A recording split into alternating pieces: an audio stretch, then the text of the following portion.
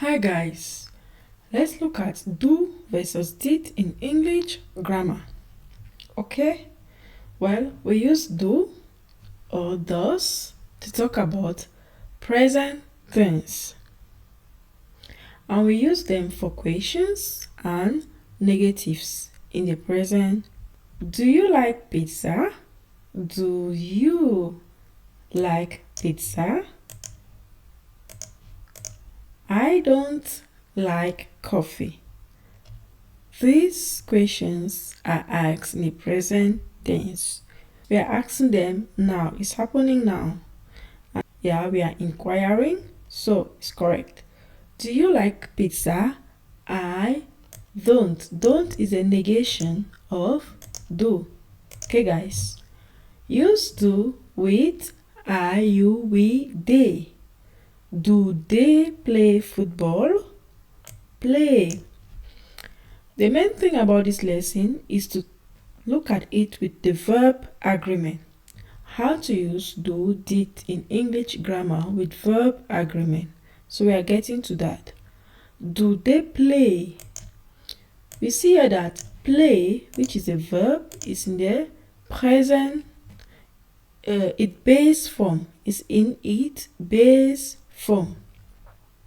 Okay, that is its simple form. Do they play football? Do. We use does to talk about third party pronoun, that is he, she, it. Does she like music? Does she like music?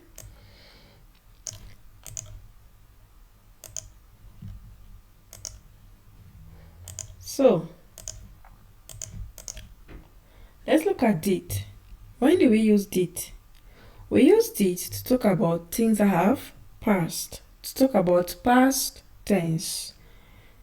Okay, guys, and to ask questions and negatives in the past. So, did you go to school yesterday? Did you go? Now, let's look at the verb agreement, which is the main topic for today. The verb agreement when using did. Did you go? Even though the action happened in the past, which is yesterday,